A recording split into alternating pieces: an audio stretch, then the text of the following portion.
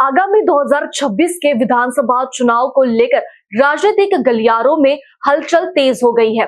National लोक कल्याण party एनएलकेपी ने एक महत्वपूर्ण घोषणा करते हुए पंजाब और उत्तर प्रदेश के आगामी चुनाव में सक्रिय रूप में उतरने का ऐलान किया है। पार्टी ने स्पष्ट किया है कि वह भारत गठबंधन फेडरेशन के बैनर तले चुनाव लड़ेगी। पार्टी के राष्ट्रीय अध्यक्ष इंदरप्रीत सिंह ने इस रणनीतिक फैसले की जानकारी देते हुए वर्तमान नेतृत्व पर निशाना साधा। उन्होंने कहा, पंजाब को अब एक गतिशील और नई सोच वाले नेतृत्व की आवश्यकता है। पिछले 5 वर्षों में वर्तमान नेतृत्व शासन और विकास के मोर्चे पर पूरी तरह विफल रहा है। सिंह ने घोषणा की कि एनएलकेपी पंजाब की सभी 117 सीटों पर मजबूती से चुनाव लड़ेगी, जबकि उत्तर प्रदेश में कुछ चुनिंदा सीटों पर अपने उम्मीदवार उतारेगी। एनएलकेपी की इस चुनावी रणनीति का मुख्य आधार युवा और महिलाएं होंगे। पार्टी का लक्ष्य जमीनी स्तर से परिवर्तन लाना है। इस विजन को मजबूती देने के लिए राकेश रस्तोगी को एनएलकेपी का उत्तर प्रदेश अध्यक्ष नियुक्त किया गया है। भारत गठबंधन फेडरेशन एक सभ्यतागत गठबंधन है जिसका मूल्य उद्देश्य लोक कल्याण, आध्यात्मिक अखंडता और लोकतांत्रिक सशक्तिकरण है। इस गठबंधन की मुख्य विशेषताएं निम्नलिखित है।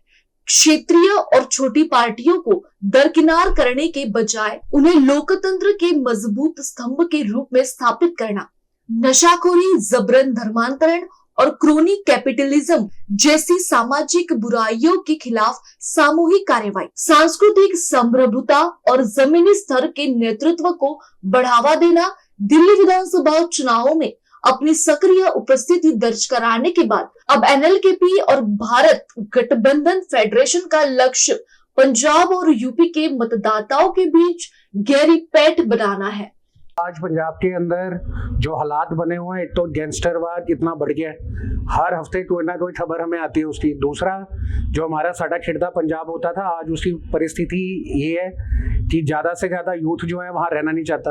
तो अगर नशे की तस्करी और नशे का इतना बड़ा काम और साथ ही साथ में पलायन चलेगा तो जिस स्टेट में उसका यूथ ही नहीं रहेगा उस स्टेट का क्या भविष्य होगा। तो पिछले 5 साल से जो उम्मीद से नई पार्टी बनाई गई थी उसके साथ में पिछले 5 साल का सफर कैसा रहा वो सबके सामने है।